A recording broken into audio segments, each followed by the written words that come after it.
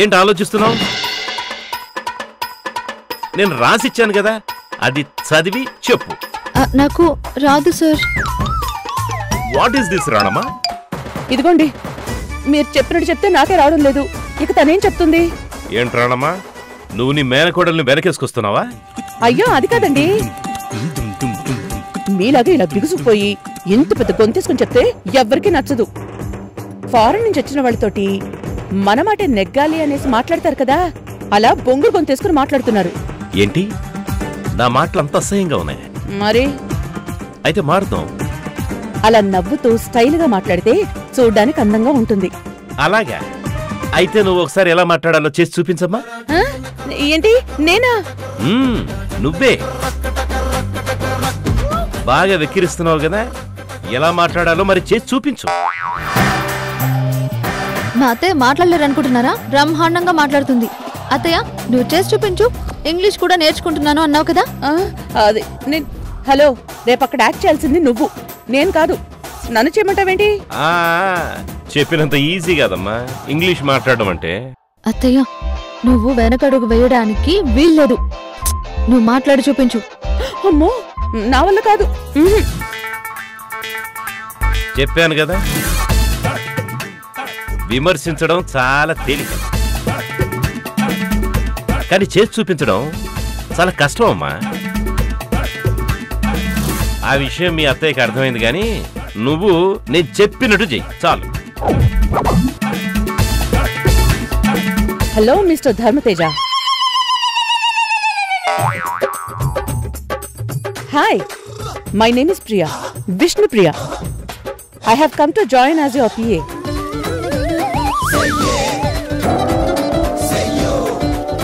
Once you give me a chance, I will prove myself. Why are you looking me like that? Are you speechless when you see me?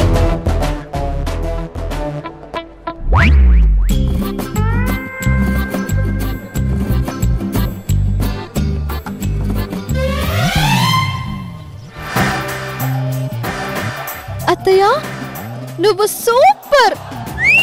అయ్యో ఆపు ప్రియా, ఇంక చాలు. అయ్యో అత్తయ్య నువ్వు super.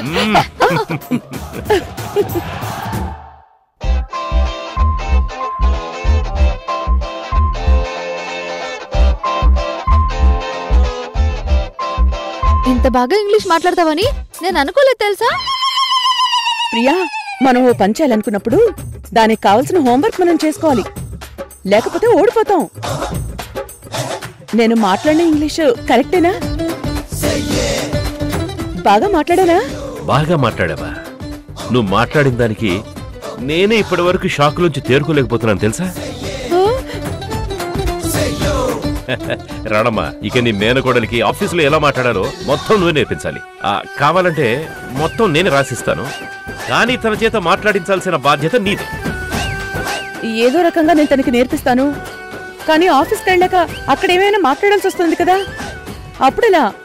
దానికి already నేను ఒక ప్లాన్ ఏర్పాటు చేశాను రాణమ్మా. ముందుగా నీ కోడలికి భయం లేకుండా చెప్పింది చెప్పినట్టుగా మాట్లాడడం ప్రాక్టీస్ చేయించు. అలాగే. ఏం మొద్దు, ఏది చెప్పు? ప్రియా, ఐఎమ్ విష్ణు ప్రియా అంటూ ఒకసారి అటు నుంచి నడుచుకుంటూ వచ్చి చూపించు. అలాగే అత్తయ్య.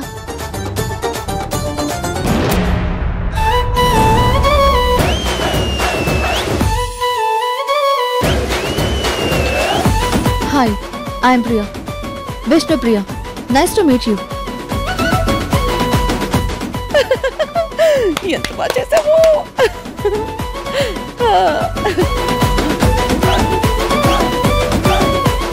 ప్రియా,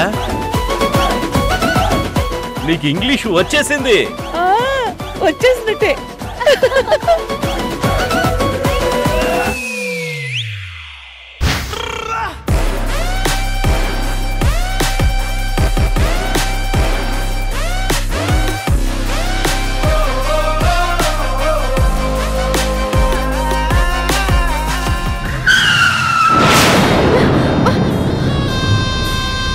ఏయ్ దిగో.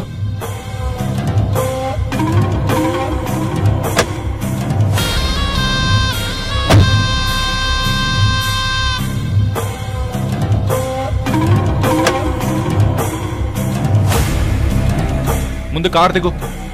ఎందుకు? ముందు దిగవే.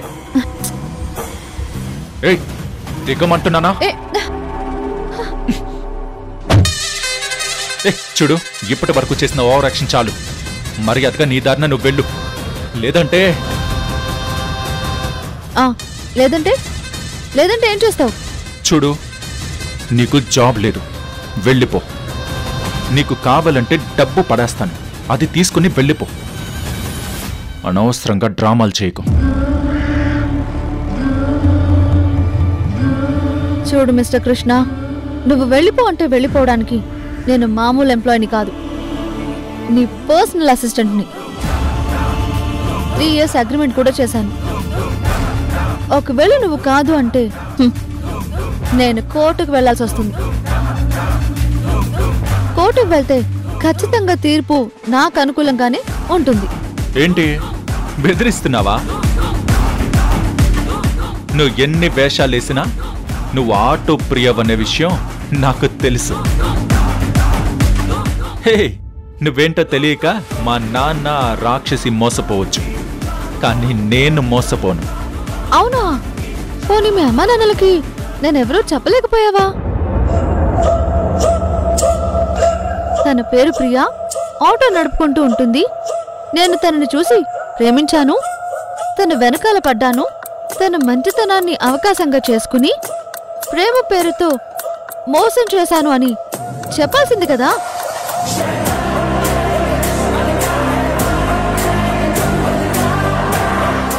కుటుంబం కోసం కష్టపడుతున్న ఆడపిల్లని నమ్మించి గొంతు కోసి, నీ కష్టమే నా కష్టం, నీ కుటుంబమే నా కుటుంబం, నా సంపాదనే నీ సంపాదన, మీ ఇంటికి నేను అల్లుడుగా కాదు కొడుకులా వస్తాను, మీ నాన్నని సొంత తండ్రిలా బాధ్యతగా చూసుకుంటాను అని మంచి మంచి మాటలు చెప్పి నన్ను మోసం చేశానని మీ అమ్మ నాన్నలకి అర్థమయ్యేలా చెప్పాల్సింది.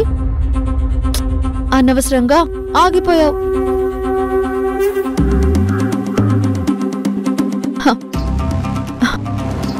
ఇప్పటికైనా మించిపోయింది లేదు. వెళ్ళు, వెళ్ళి మీ నాన్నగారి ముందు నిలబడి, డాడీ, తనని మాయమాటలు చెప్పి గెస్ట్ హౌస్కి తీసుకువెళ్ళాను, అక్కడ తన జీవితాన్ని సర్వనాశనం చేశాను, కనీసం నా ఫోన్ నంబర్ కూడా ఇవ్వకుండా తప్పించుకుని తిరిగాను, అలాంటి అమ్మాయి నేనెవరో ఎక్కడుంటానో తెలుసుకుని ఈరోజు నాకు పిఏగా వచ్చి నన్ను సాధించాలని చూస్తుందని మీ నాన్నకు చెప్పు. వెళ్ళు.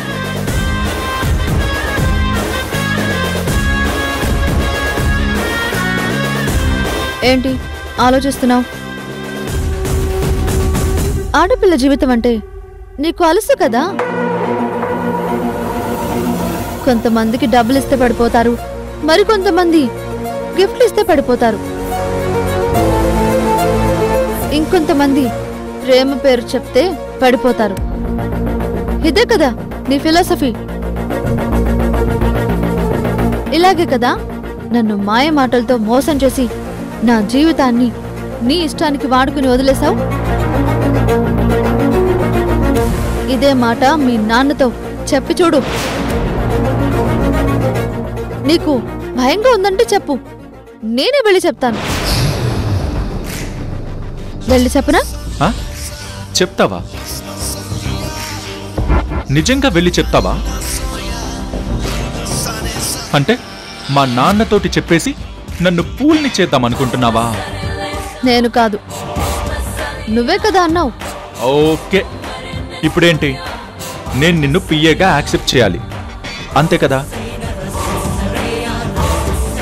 అలాగే ఈ క్షణం నుంచి నువ్వు నా దగ్గర పిఏగా వర్క్ చేస్తున్నావు.